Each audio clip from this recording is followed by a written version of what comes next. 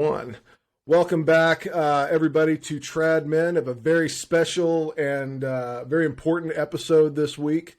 We're joined by our very first guest, Dr. Alex Bielakowski, who we're going to introduce to you here in just a little bit. Very important topic today that we want to cover. But of course, as always, before we get started, we want to invoke the divine blessing. And Jason, you found a very interesting prayer that I thought would be very apropos. You thought would be very apropos. So, Jason, take it away. Yeah, so I found this prayer, and it's a prayer to Our Lady, Holy Protection of the Theotokos. So it goes like this: in the name of the Father, and of the Son, and the Holy Spirit. Amen. Amen. O Mary, Mother of God, as you are above all creatures in heaven and on earth, more glorious than the cherubim, more noble than any here below, Christ has given you to his people, firm bulwark and protectress, to shield and save sinners who fly to you. Therefore, O Lady, all-embracing refuge, we solemnly recall your sweet protection and beg the Christ forever for his mercy. Amen. In the name of the Father, and the Son, and the Holy Spirit. Amen. Amen. We are a traditional Latin Mass podcast. So to that end, I do want to read a very quick message that happened this week. It's old hat by now, but it was from Pope Francis. It's a decree, and I'll just read the English translation. The Holy Father Francis grants to each and every member of the Society of Apostolic Life, Fraternity of St. Peter, founded on July 18th, 1988, and declared of pontifical right by the Holy See, the faculty to celebrate the sacrifice of the Mass and to carry out the sacraments and other sacred rites, as well as to fulfill the divine office according to the typical editions of the liturgical books, namely the Missal, Ritual, and Pontifical, and the Roman Breviary enforced in the year 1962. They may use this faculty in their own churches or oratories. Otherwise, it may only be used with the consent of the ordinary of the place, except for the celebration of private masses. Without prejudice to what has been said above, the Holy Father urges that as far as possible, the provisions of the motu proprio Traditionis Custodes be taken into account as well. Given in Rome, near St. Peter's on February the 11th, the Feast of Our Lady of Lourdes in the year 2022, the 9th of my pontificate, Francis. Holy Father, thank you. I think this goes a long way to thawing out some of the things that have been happening over the last couple of months, and we are very grateful for your reaffirmation of the fraternity's mission, and we look forward to hopefully thawing out some of these tensions going forward. Yeah. Oh, and we lost Jason. We're going to lose Jason a few times today. I don't know why we're going to do that, but he will be back. And he's coming back on. There he is. It does it every time. Last couple times. I know. We're going to have to punish your internet provider for sending a threatening letter or something. Well, I think there's another Wi-Fi here, and I think sometimes it switches to it, but I don't know what Wi-Fi this is. I guess it's a neighbor's. But anyway, I need to go in there and mess with it. But back to your statement. I just wanted to make a quick comment on the statement from the fraternity. Is there's this tendency to always try to find the negative in everything, and I think we should avoid that in this situation and just sit down and be thankful that that Pope Francis came out this way and that the fraternity is able to continue as is. Hear, hear. Going forward, though, recent events in global politics have taken place that we felt like it was very important to have a show that addressed some of these issues, which leads us to introduce our guest, Dr. Alex Bielakowski.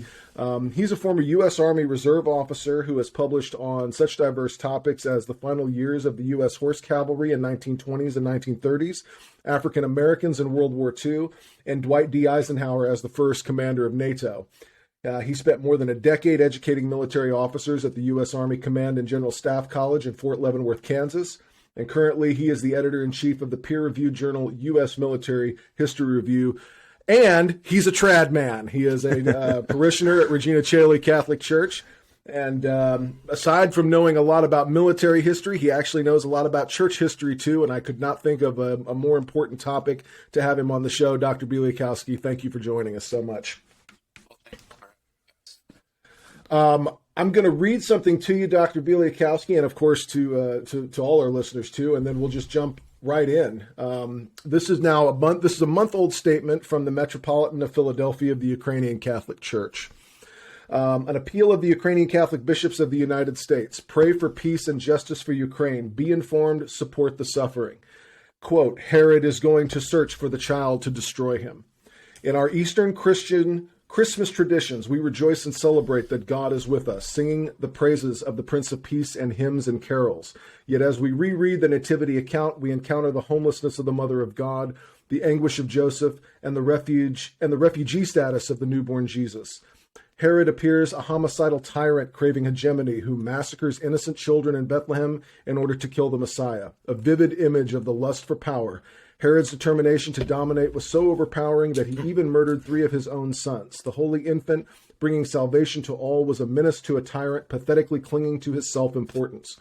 During the Christmas season, some 100,000 Russian troops have been positioned on 3 sides of Ukraine.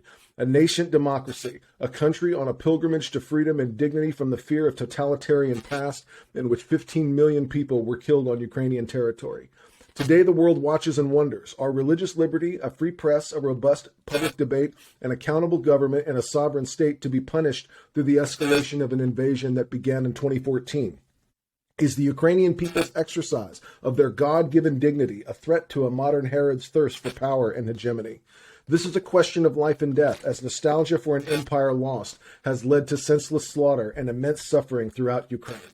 God-given human dignity and freedom threaten rulers who seek to dominate others, build empires, enslave, and colonize.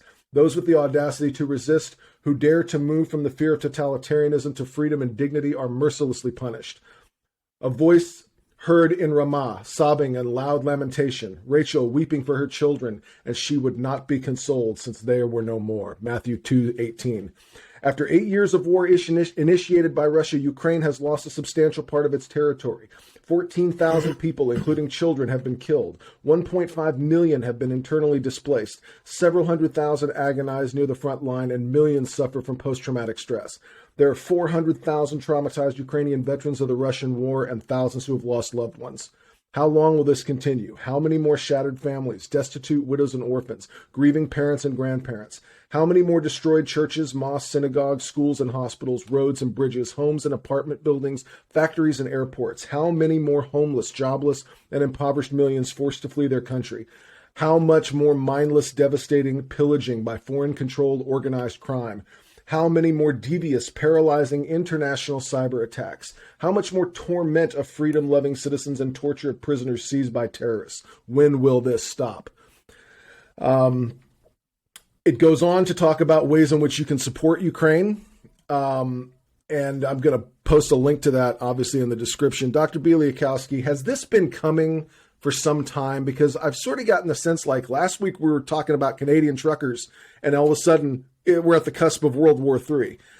Can you give us a little bit of background on what's the background of all of this, in a sense, at least from maybe a political or even religious standpoint? Well, the background goes back over 1,000 years. When the Russians mark sort of the beginning of their state, or the Christianization of their state, to Vladimir the Great, also called Vladimir the First, also called Saint Vladimir, and he's recognized as a saint both in the Catholic and in the Orthodox churches. So in, I believe it was 988, Vladimir converts to Christianity. And what he had done is he had sent advisors out. They were pagans. And so they had sent advisors out to look at Islam, to look at Judaism, to look at Eastern Christianity, and to look at Western Christianity. And the advisors come back with kind of synopses of what they think of all of the religions. And ultimately he chooses Eastern Christianity because they had gone to Constantinople. Well, in 988, Constantinople is still an imperial city. And in the West, they had only gone as far as Germany. And you can imagine in 988, well, there's probably some, from our point of view, some very beautiful cathedrals and so forth in Germany. Nothing is going to compare to Hagia Sophia in Constantinople. There's right. You can't compete with that. And so they choose Eastern Christianity, and then the Russian people begin to be baptized, and there's famous paintings of the Kievian, in solidarity with the Ukrainians. I'm going to make sure I pronounce it correctly. by the Ukrainian pronunciation, Kievan Rus, at that time they're not even called the Russians, the Rus, who are being baptized in the river. This is all part of the kind of creation mythos of, as it were, of the Russian nation, which the Ukraine was the center of in those days. Interesting. And so that's part of the problem, is that the Ukraine was actually the center of Russian culture. Kyiv was the first capital. Okay. And so that's why they're so upset about it being a separate country, and it being an independent country. Now, there's politics going on here, right? War is politics by other means, as someone famously said. And there's diplomacy happening in the background. Don't get it twisted for a moment. There is diplomacy happening right now in the background during all of this. But there's been a few articles and a few publications that have talked about there's a religious element to this conflict that is not being talked about, not being paid attention to, and it's not incidental. And I know people might think, well, it's the Trad Men podcast. Of course, they're going to find a religious angle to it. But don't get it twisted. There's some major religious institutions that are big players in what's happening here. Dr. Bielakowski, right. Can you break down for us who the main players are from a religious institutional standpoint in what's going on here? Right. So you've got a couple different things happening. You've got first the whole breakaway of what we call the Ukrainian Catholic Church. Okay. Which happened in 1598, where what had been up to that point called the Ruthenian Orthodox Church breaks away from Orthodoxy and becomes in union with Rome. Why does that happen? Well, that's more of an ethnic split. So in 988, all the people there are the Rus, whatever that more generic term is. Sure. And as you can imagine, over the next 600 years, more differences develop. And so by the 16th century, when we're talking about, we have more of a distinct Russian group and a more of a distinct Ukrainian group. Yes, the languages are very similar. They both use Cyrillic, but there are differences. The culture, again, very similar, but they have distinctions. And it's important to remember that. So I'm Polish. The Polish language, the Russian language, the Ukrainian language, all these languages have a common root in what we call Old Slavonic. Okay. And so all of these languages are similar. But again, that doesn't mean they're all the same. And so over centuries, you have this kind of movement of peoples. And you have people being more isolated from one another. And they develop different traditions. They develop different culture, slightly different language issues. But the Ukrainians, by that point, really wanted to be separate from, they had always wanted to be, well, not always. Since they had become a distinct ethnic group, they wanted their own place in the world. And that's understandable. That's true for every ethnic group. No matter how similar you are to another ethnic group, you'd like to do your own thing. Yeah, that makes sense. Once the Ukrainian Catholic Church breaks away, then you've got everybody who's left is Orthodox at that point. But then again, you have these seams where, well, I'm Orthodox, but I'm Ukrainian still. Just because I don't want to become a Catholic doesn't mean I stop wanting to be Ukrainian. And so you develop a Ukrainian Catholic Church and a Ukrainian Orthodox Church. And then, just to make things even more complicated, there's a split within the Orthodox, within the Ukraine, between those who want to take direction from Moscow or those who say, no, Kyiv is the center. And Kyiv is where we should have our own patriarch, we should have our own everything. That ultimately does not get decided until, believe it or not, 2019, 3 years ago, is how recently that we have a completely independent Orthodox Church in the Ukraine. And that happens when the Patriarch of Constantinople finally grants permission for the Ukrainians to have their own distinct church. Which the Muscovites must have loved. Yeah. Right. And so that's again, this is that, like we say, that's one of the underlying currents, is there's all this, because for centuries there was kind of a Ukrainian Orthodox Church that was loyal to Moscow, and there was a Ukrainian Orthodox Church that felt they were loyal to Kiev. Now, they didn't officially break away even before the current Orthodox Church was formed, which was a merger. So what happened is in 2019, the Patriarch of Constantinople said, look, everybody who's Orthodox in the Ukraine, you're just going to all be one church. And he forms the Ukrainian Orthodox Church that is answers to Kiev. It is the let me get the official title of their the Metropolitan of Kiev and all Ukraine. So that's the head of the current Ukrainian Orthodox Church, or they actually call it the Orthodox Church of the Ukraine. Again, where you put the noun there is somewhat distinct. Prior to that, in 1992, the Ukrainians who wanted to be an independent Orthodox Church had broken away from Moscow, but they weren't officially recognized by almost all of the Orthodox world. So they were kind of, freebooting it. They were doing their own deal. They were saying, we're an independent Orthodox Church, but almost nobody would recognize them as such. And again, that was because of the Russian or Soviet, prior to that, influence, where they had been forced to conform, whether they wanted to conform or not. They were going to do what they were told.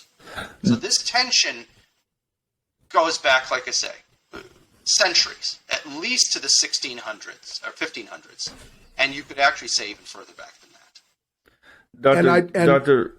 Yeah, go ahead. I'm sorry. I was going to say, Dr. Bielakowski, I was going to ask you. So considering, this shift, in the Orthodox side, I don't know how religious of a man Vladimir Putin is, but from my understanding and from what I've learned in the past, particularly under the Soviets, the Russian Orthodox Church was under heavy influence from the Soviets. So what interest, if any, politically does this, where the Ukrainian Orthodox at least get their own seat in Kiev, how does that, in the Russians' mind, particularly Vladimir Putin, do you think does that switch away from Moscow to Kiev play in, if at all, play in this current situation? I think it absolutely does. Now, about Putin himself, so I looked it up. Putin's mother actually was a devout Christian, which is pretty amazing considering the time we're talking about. His father was an atheist. He was baptized as an infant, so he was baptized in the Orthodox Church as an infant.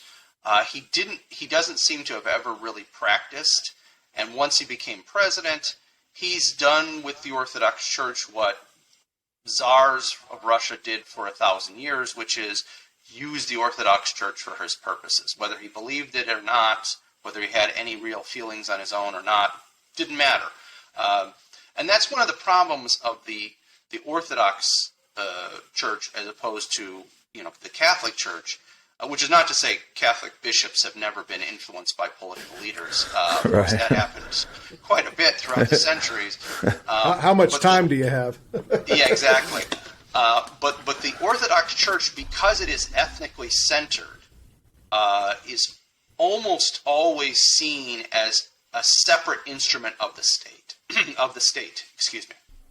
And so that's one of the problems, is that, and regardless of what Orthodox group it is, if it's an Orthodox group where the majority of the country is Orthodox, the church and the state, they just go hand in hand. And there's very little separation between those two. And I'm not talking in the American sense of separation of church and state. I'm just talking in the sense that the church can operate on its own. The church can make decisions on its own. The church can do kind of what it wants. And again, that's one of the tensions in Orthodoxy. Is they're always, the church and the state are always closely tied together, and so especially in Russia, maybe more than any of the other Orthodox churches, the whoever the metropolitan or the patriarch or whoever the senior figure was at any given time, for the most part, he's taking orders from the Tsar. And, then, of course, the Orthodox Church is largely suppressed during communism, though they keep a rump around so that they can say to the West, well, no, we have religious freedom. Look, here's a church, and here's a few priests, and, those guys, from what I understand, are almost all, they're agents of the state completely in that period. There are a few low-level priests who somehow snuck through and are just true believers, believers in Christ. But most of them are one step away from being KGB agents, basically, during the communist era.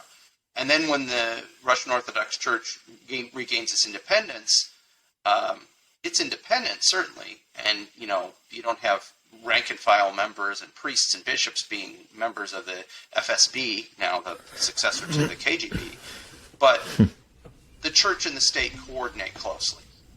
I was going to say, I think in modern Russia, it was a very interesting place. There's this unique mixture of Soviet-style security apparatus, where the Soviet-style police state mixed in with this Russian Orthodox Church that seems to have a lot of clout in Moscow nowadays, which is something new for us anyway.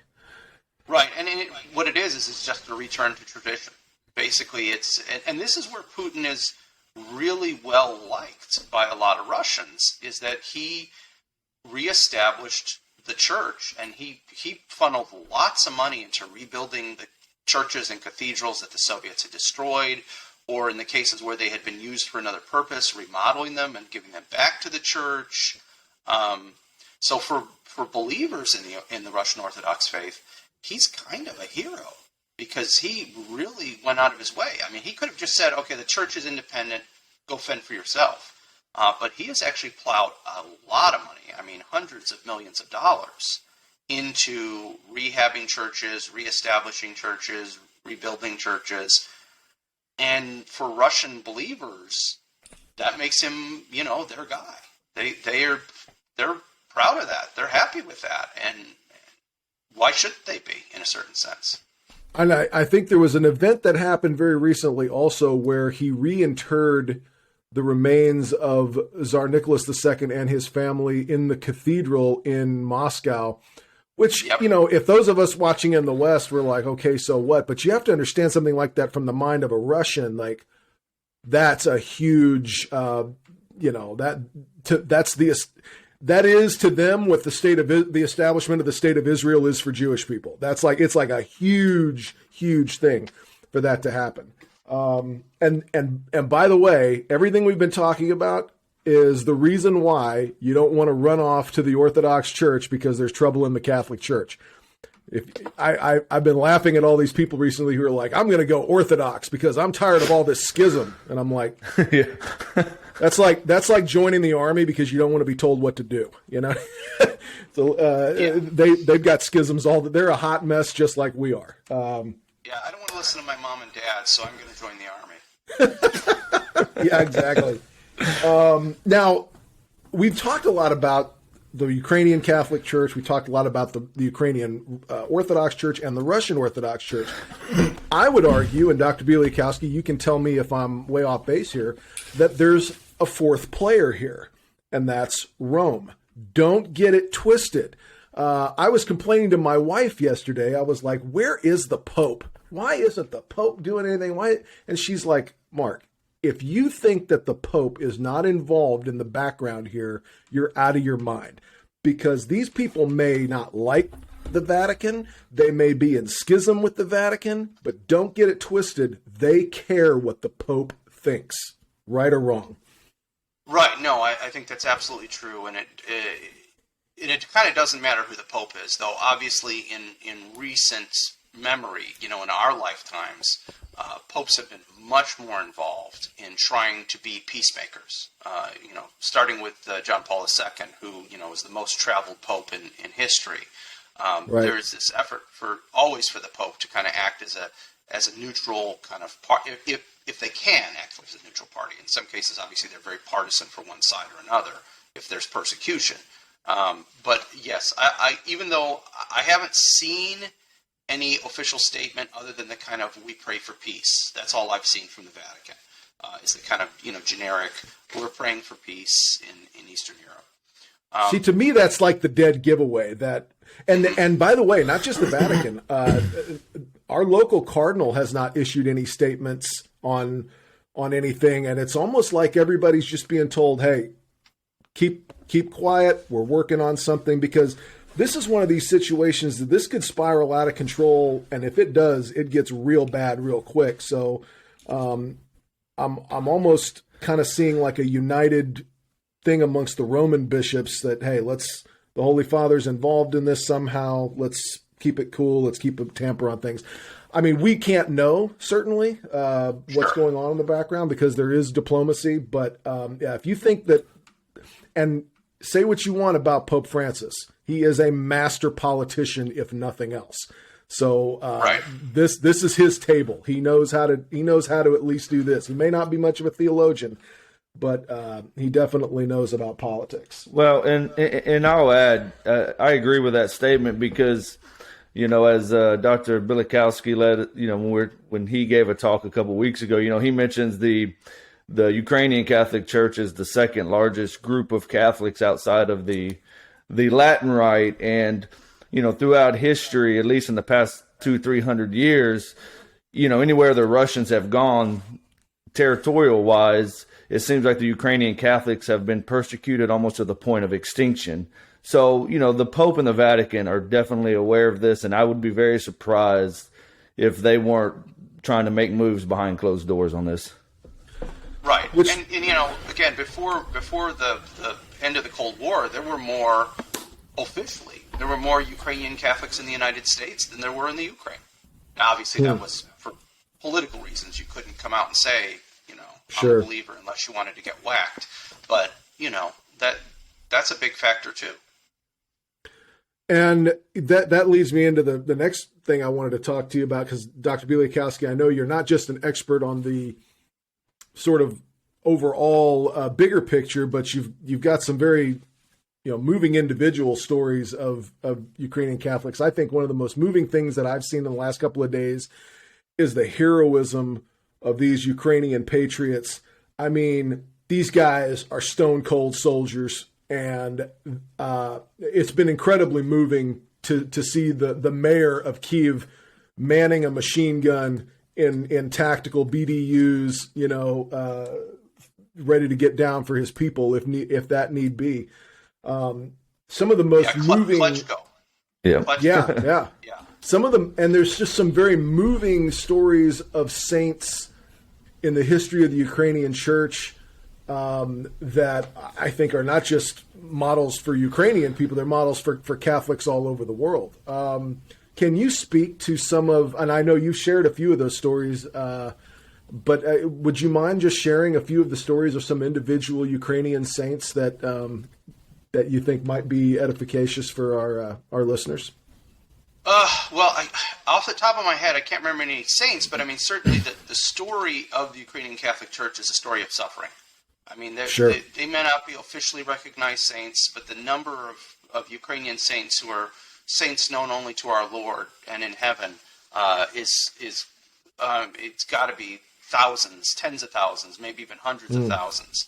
But I mean, as recently as the 20th century, you have the Ukrainian Catholic Church's Metropolitan Joseph Sleepy, and I apologize to my Ukrainian friends out there. I do not know how to pronounce Polish, so we're gonna butcher your language. It's not on purpose. We apologize. Yes. So Metropolitan Joseph Slipye.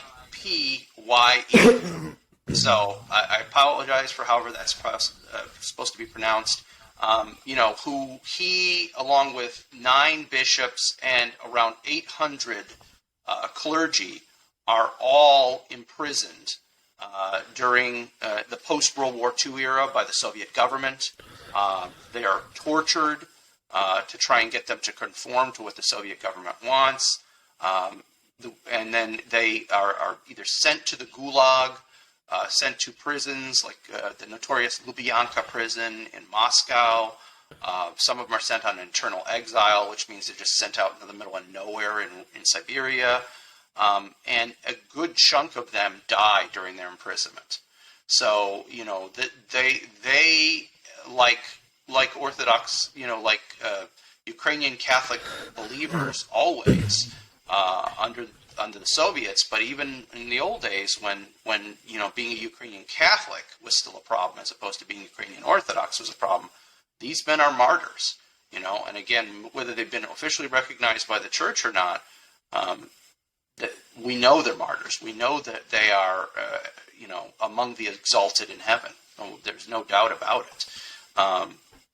And the Metropolitan is a good example because after 18 years of imprisonment and persecution and torture, he's finally freed.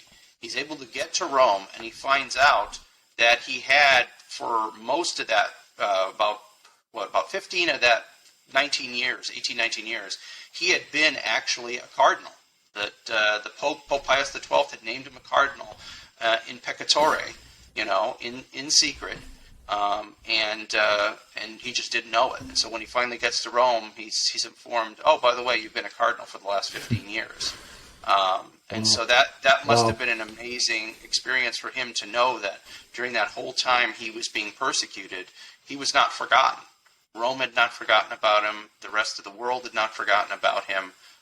But again, yes, the number of saints and martyrs from the Ukrainian Catholic Church is the numbers have got to be astounding.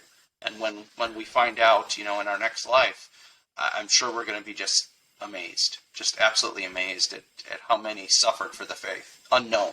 And I think that's such a great thing to be reminded of, because I think a lot of times we can look at our bishops, especially those of us in the West sometimes, and not without good reason, we're scandalized. We think of them as weak, or as they're not really on our side, and they're most of the problem and everything.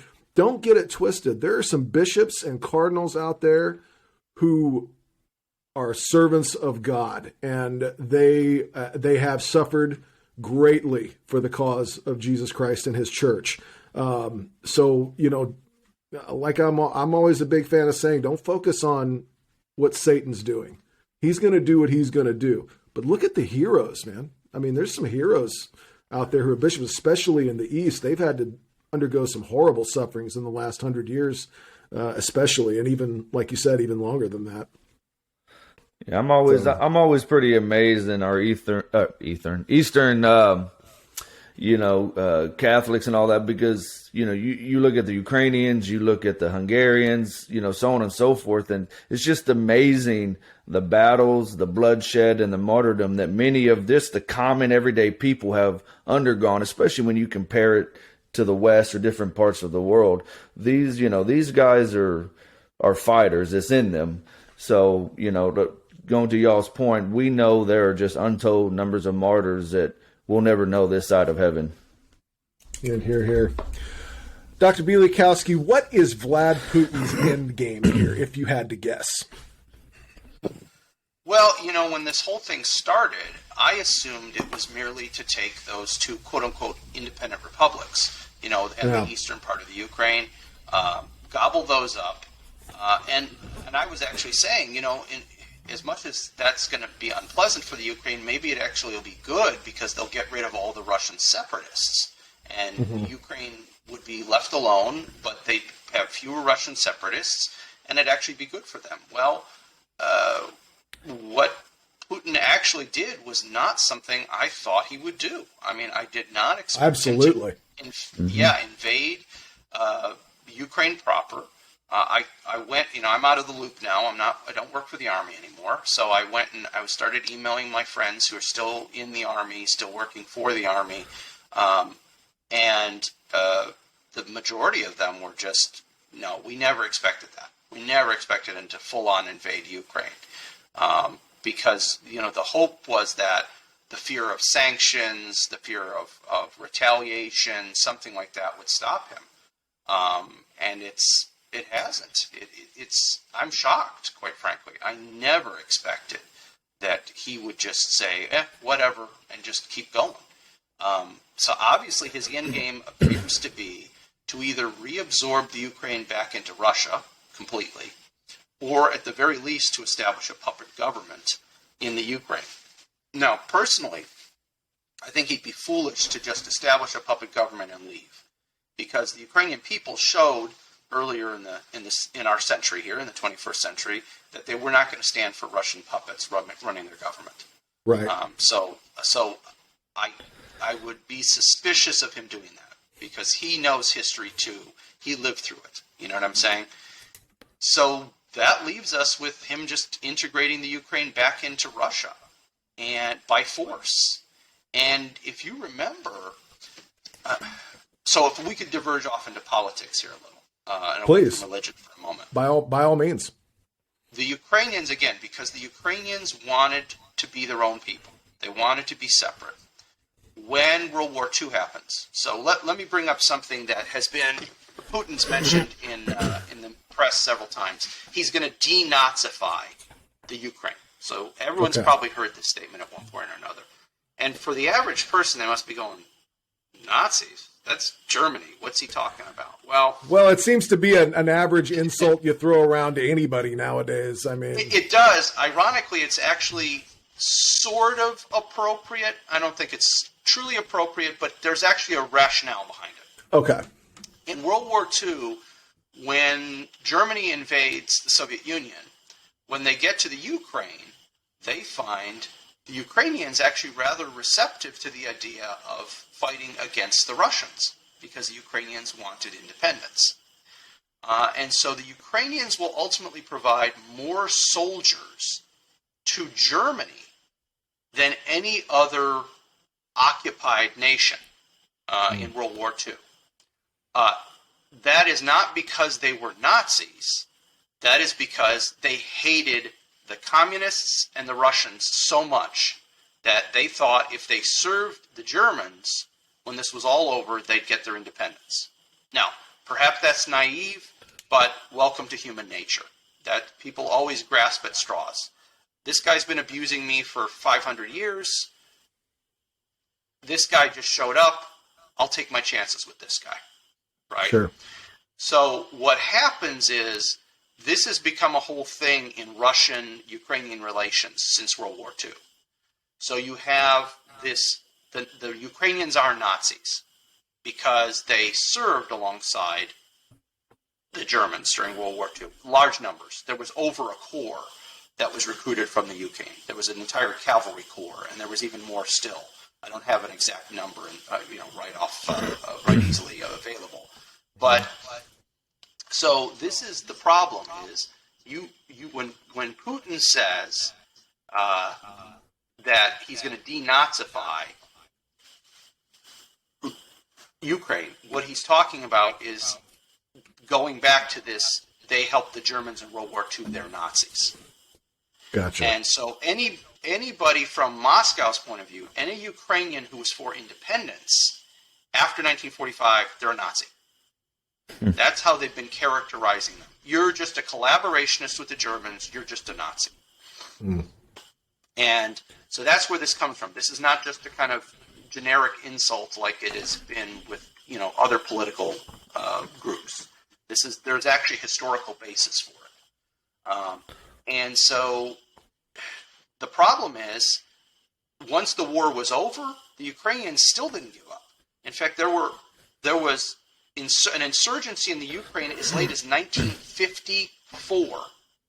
9 years after World War II, the Ukrainians were still resisting. So it's 1954 is when we kind of say, that's it. The Ukraine has been pacified, according to Moscow at least. The Ukraine has been pacified. So again, this is part of the politics and the history that's going on here.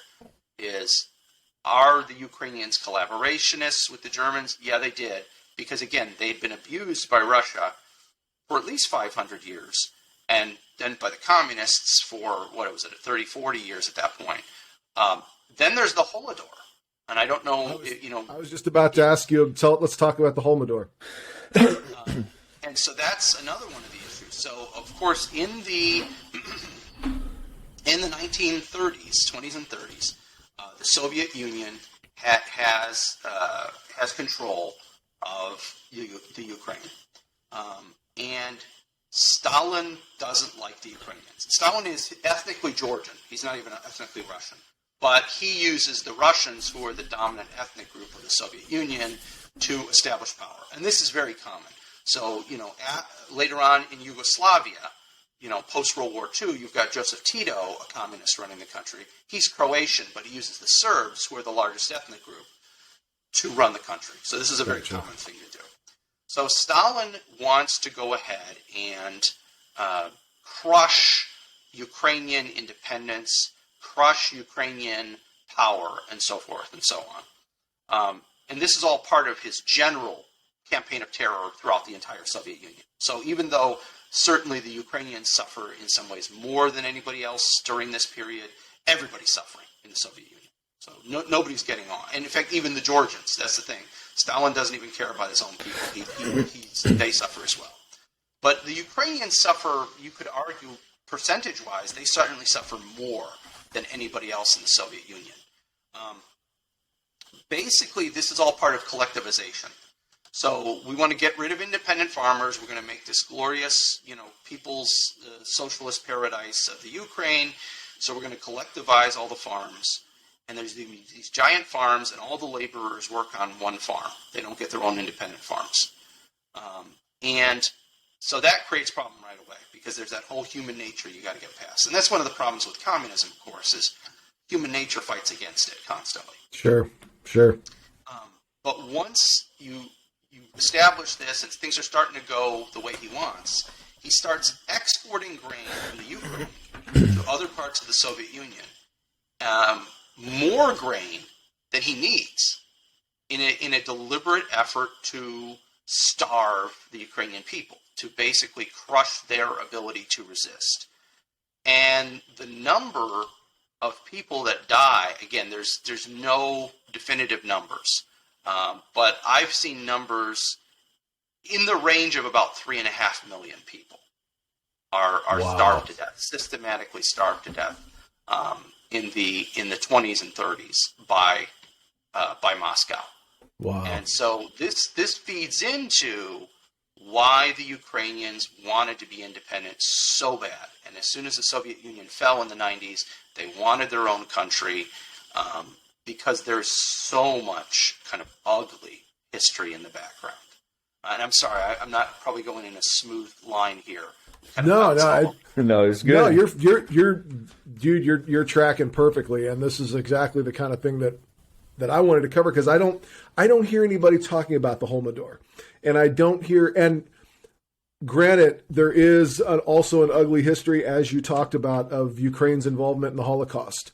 Yes, it goes to speak again to something we talked about on this podcast numerous times. If you're looking for the group of people that are exempt from evil and sin and have conquered the human heart's capacity for evil, those people don't exist. We're all in the same boat.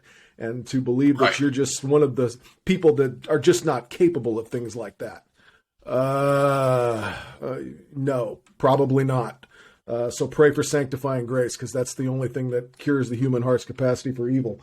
Go ahead,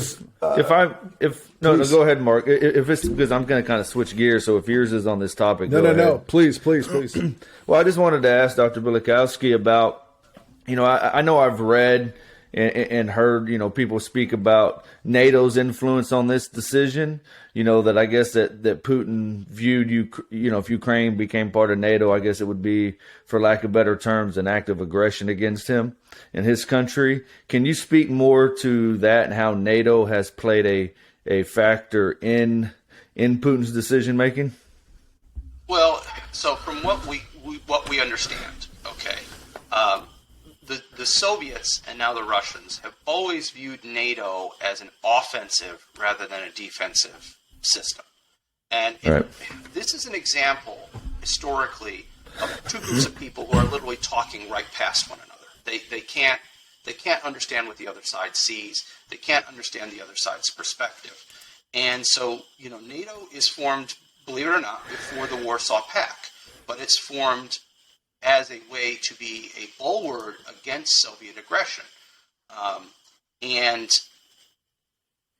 the Russians saw it as an act of aggression when NATO was formed first, in 1949 and 1950 when it's organized. Our perspective, of course, was, well, you already control all of Eastern Europe. So all those governments are already going to do whatever you want. So if you decide you're invading West Germany, they're all going to say, sure, and they're going to come with. But from the Soviet point of view, the fact that NATO was formed first makes it aggressive. If they had formed the Warsaw Pact first and then NATO had formed, you could, from a Russian point of view, Soviet point of view, then you could say it was defensive. But you did it first, so that's offensive. Okay, if that makes sense. Yes, it does. And so Cold War ends, Warsaw Pact falls apart, we start to add former Warsaw Pact nations to NATO. Again, every time we add one of them, that to Russia is an act of aggression because they're moving closer to the borders of Russia. So Poland gets admitted, Latvia, Lithuania, Estonia get admitted, the other nations of Eastern Europe start getting admitted. Those are all acts of aggression from the point of view of the Russians. Again, our perspective is that, well, this is defensive. The pact only works if you're attacked. I mean, if Poland decides to invade Belarus, that does not, activate the Warsaw Pact alliance. That's an aggressive act by Poland against another country. So I'm picking on my own guys right now, the Poles. Sure. So Poland invades Belarus, NATO is under no obligation to help Poland because that's an aggressive act. Now, Belarus invades Poland, yes, and that's fundamentally one of the problems is they see this as an aggressive act. We in the West see it as defensive. And again, it's a question of not seeing things from your enemy's perspective. And this has nothing to do with the Soviet Union. This is ingrained in the Russian psyche. So if you go back far enough, remember that the Russians were conquered by the Mongols. The Khans were coming through, and they controlled huge swaths of what is today Russia.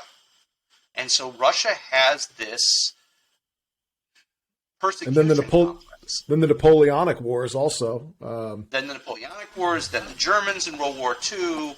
And so, Russia has a history of being invaded. And unfortunately, we kind of knee-jerk to the modern and say, well, Russia's always the aggressor. Well, no, actually, more of Russia's history was them being invaded than them doing the invading. And their perspective is they have to be strong. They have to be willing to fight. They have to be willing and able to defend themselves against aggression from the outside. Now, I'm not taking their side on this, but I'm just saying from a historical perspective, you've got to understand where they're coming from, too. And their perspective is they're always being attacked. That's the Russian perspective. Well, that's something I wanted to ask you about, because I know in your military history expertise, you're big on World War II. That's sort of your main area of focus in military history. I think what a lot of people in the West, at least, don't understand about World War II, because our vision of World War II is the Western front of the European theater and the Pacific theater. And that's pretty much most of what we learned about World War II. How big of a place in the Russian psyche to this day does Operation Barbarossa still hold? Is that something that because that was, and correct me if I'm wrong, that was the largest land invasion in all of human history. Yes. And it had devastating consequences for the Russians. Yes, it was. And again, I'm kind of a unique case because I had two grandfathers fighting in the Polish army in World War II. So I kind of have a bit more of a feel for that stuff. But yeah, the average American, it's all about D-Day and, you know, Operation Market Garden and all that stuff, which is great and heroic, and those Americans were incredibly brave. But compared to what's happening on the Eastern Front, it's a drop in the bucket. It's truly a drop in the bucket. When the Soviet Union is invaded by Germany, basically the Soviets are not prepared. Stalin had just gone through a round of purges in 1937 and 38, so most of the senior leaders of the Red Army had been killed, and I can actually give you, I pulled up, while we were talking here, I pulled up something. So the 1937-38 purges, there were 5 marshals of the Soviet Union before that. 3 of the 5 are purged. 12 of the 15 army commanders are purged. 57 of the 85 corps commanders are purged. 110 of the 195 division commanders are purged. And 220 of the 407 brigade commanders are purged. So the Red Army has been so badly purged that they don't know what to do with themselves. And when you say purged, you mean they're given a daca somewhere out in the Black Sea, or no, I mean they're given a small caliber bullet in the back of the head. Gotcha. They are for sure purged. They are permanently purged. Yeah, there are a few that sneak out. Rokossovsky, later Marshal Rokossovsky, manages to be purged but not shot. He has, however, all of his teeth knocked out with a ball-peen hammer. So he later on has stainless steel dentures. And he actually was the inspiration for the character Jaws in the 2 James Bond movies, if you remember, from the 70s. That's exactly what I thought of when you said that. How interesting. Yeah, somebody had read about that, and that even though obviously you couldn't bite through steel cable with Rokossovsky's dentures, that was the inspiration, believe it or not, for that character, the character Jaws. How interesting. But so the purge is so bad that the Red Army is it's incompetent. And in the early phases of the 1941 phase of the attack, the number of just prisoners, 3.9 million Red Army soldiers are captured just between June and December 1941. 3.9 million are captured by the Germans. Okay, they're captured by the Germans, and by February 1942, 2.8 million of them are already dead. Yeah, I knew that. I knew that to be captured by the Germans as a Russian, you'd probably just rather die in the fight, because due to Nazi racial policy, Slavs and Jews essentially were the same to them. Correct? Right. So, and by the end of the war, of that 3.9 million who were initially captured, only 100,000 survived. So this is incredibly devastating. And the Russians come back. They start to get their stuff together. They start to get better at being soldiers. But yeah, I mean, they suffer greatly. The total cost to the Soviet Union is upwards of 20 million people in World War II. Wow. Upwards of 20 million people. 20 million is a very conservative estimate. That's half of all European casualties in the war, pretty much, just in Barbarossa. Yes. And if you average it out, a historian named Ned Wilmot said, basically, if you average out Soviet deaths over the course of the entire time they're at war, so from June 1941 to May 1945, the Soviets are losing 15,000 people a day. Now, that's not even. That's not counting the. Is that counting the civilian Jewish population and the things like that the Einsatzgruppen are liquidating as well? It's counting anybody who was a Soviet citizen in 1941. I see. Okay. Wow. On average, they're losing 15,000 people every single day over that 4-year period of time. Now, obviously, it doesn't work out conveniently like that, but that's what it averages out to be. And so that's important. I mean, that's the Russian mindset is they suffered, and you can't take that away from them. And even though, I had a grandfather that died at Katyn, that was murdered by the Soviets. My other grandfather was lucky. He was only a corporal when he was captured. And so he wound up spending 2 years in the Gulag before he was freed. But, even though I have my own personal issues, there's no debating that the Russians suffered. The Russians suffered probably more than anybody else in World War II. Sure. When you look at the death totals, nobody loses more people than the Soviet Union does. Now, as a percentage of their population, believe it or not, they're third after Poland and Lithuania, of all places. The Poles and the Lithuanians suffer more as a percentage of their population. But for total deaths, nobody suffers worse than the Soviet Union. And arguably, they're even third in percentages. So, they suffered greatly, and certainly that plays into their mindset. That plays into their mindset. In the back of their mind, all of this stuff we're talking about right now, the Ukrainians are bad guys because they're Nazis, because they supported the Nazis, which is, a really unfair characterization here. What are we?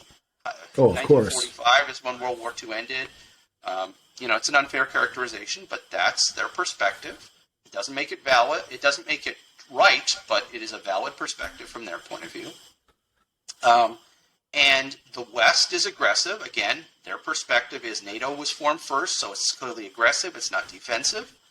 And they don't understand that what it took to form NATO was to convince all these countries it was in their best interest not to get overrun.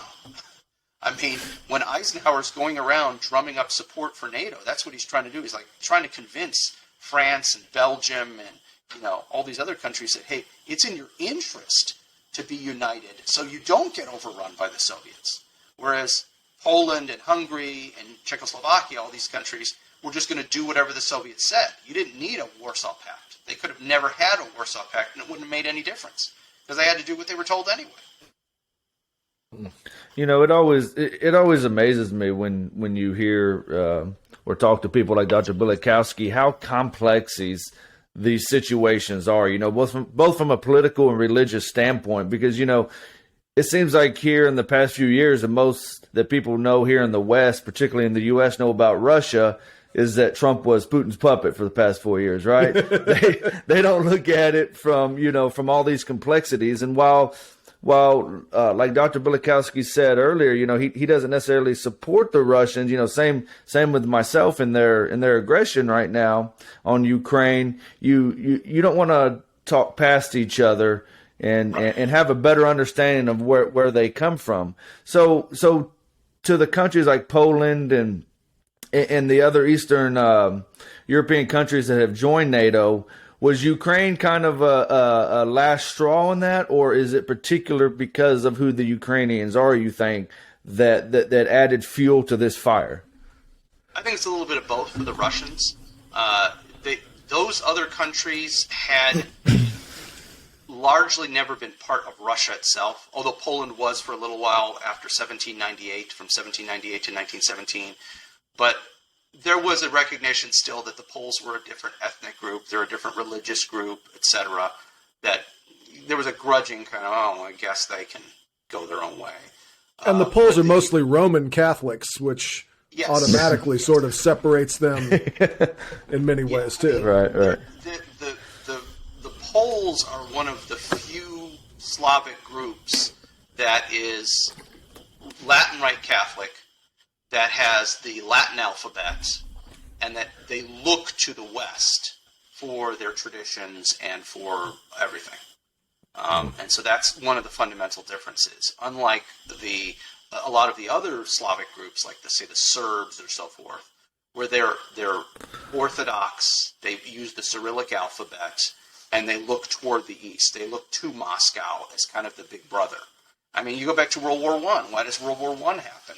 With the assassination of the Archduke Ferdinand in Sarajevo, and it's the Serbs who are behind it, at least in theory, and all this, and then the Russians get involved to defend their brothers, the Serbs, who are also Orthodox, and you got all that kind of thing. So, Yeah, Poland is one of the few Slavic countries that is kind of distinct, and that's part of the reason that Poland winds up getting squashed so much, is because she really has no friends.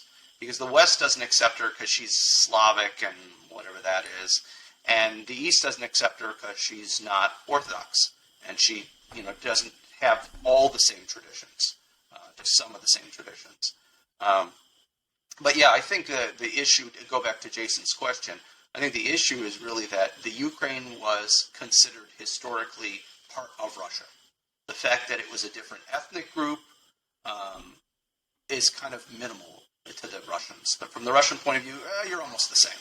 It's, you're Orthodox. Well, no, a good chunk of them are actually Ukrainian Catholic. Well, those aren't real Ukrainians. The real Ukrainians are Orthodox, So from Moscow's point of view, this is those other countries, Hungary, Poland, okay, they were never really Russian. They were never really part of Russia. But the Ukraine has, from 988, from the Christianization of Russia onward, Ukraine had always been part of Russia. So when you think about it, when they gained their independence in the 1990s, that's 1,000 years of history where they had been part of Russia, willingly or unwillingly. They'd been part of Russia. And so, again, that goes to the Russian perspective. They'd always been part of Russia. And that's why I think, Putin is probably headed in the direction of he's going to make them part of Russia again. Like I say, I can't see him just simply saying, okay, we're picking a stooge to run the country and then we're leaving, because that'll fall apart in no time flat. The Ukrainians are showing how the level of resistance, as you mentioned, the mayor of Kyiv is arming himself, and probably everyone's seen the video of the former president of the Ukraine who was in the streets with an AK. I mean, the Ukrainians are not gonna go easy. They remember what it was like to be under Russia. They remember the Holodomor. They remember the Soviet Union, and they're not going to sell their freedom cheaply. And good on them. It's sad though. I mean, the number of people who are going to die. We don't know. We don't know what the numbers are right now. Supposedly, over 2,000 Russian soldiers have already been killed. And if over 2,000 Russians have been killed, the casualties are way worse on the Ukrainian side. It's sad. It's important. You were talking about seeing the other side's point of view. That's important because obviously we want a diplomatic solution to this, and sooner rather than later. We're always praying for peace. I have this weird idea, and we've just got a few minutes left, but I just want to get your take on this. There is an element traditionally in Russian statecraft of brinksmanship. Brinksmanship to the Russians is a tool of diplomacy in and of itself. I read a very interesting book about the Cuban Missile Crisis, and why in the world, in 1963, of all times, would you put nuclear weapons in Cuba at the United States' back door, which is something that all but ensures a nuclear exchange taking place? Not to the Russians. I think there is a technique in Russian statecraft of, do I have your attention now? And they will go to extreme things to accomplish that. So my hope is that what Vladimir Putin is trying to do is that, because that would mean that he's not trying to start World War III. We can only guess. Do you think there's something to that, Alex? Am I out in left field? No, I don't think you're offline at all. The Russians, like a lot of states, believe that you negotiate from a position of strength, not a position of weakness. So the time to negotiate is when you've already, like you say, you've got your attention. Have I got your attention now? All right, now we're going to negotiate because I'm in a strong position. So now you're going to give me what I want, or it's going to get worse. The Chinese very much agree with that kind of thing. The Chinese are not going to give you legitimate negotiations unless they are either weak or strong. But if they're in the middle, they're not going to do that. And the same thing with the Russians. You negotiate from strength, or you negotiate because you have to negotiate because you have no choice. And that's absolutely true. And I think that's true of, though it is, I suppose, a character of the Russians. I think it's also true of states that tend toward totalitarianism. I think that's also a character of those kind of states. So if you're in a state where your perspective is that you are always strong, you're never weak, weakness is bad, negotiation is weak. Why not just take what I want? Why not just do what I want? And then if part of the way through doing what I want, you may give me something for free, I'll take it. Why not? Right. Yeah, so, for sure. So yeah, absolutely. They're going to negotiate from a position of strength. And whether we're talking about China, whether we're talking about Russia, that's their perspective. And they're in a position of strength right now. They could see, theoretically, like you said, there could be negotiations going on that we don't know about. They could be negotiating right now from the position of strength and ready to go ahead and say, okay, we'll leave now, but here's what we want. Right. And who knows? And I think, and this is something I wanted to bring up also before we head out. We're not just standing in solidarity with our Ukrainian brothers and sisters in Christ. We're also remembering our Russian brothers and sisters who are very much opposed to this action. And there are, I think, over 1,800 Russian protesters who are in prison right now. Yes. And who very much view Ukraine as their brothers and sisters and are very much opposed to this action. So we're in solidarity with them. We don't want to get to a place where we're like, Russians are bad, because it's not like that. Nothing's ever that simple, right? Right.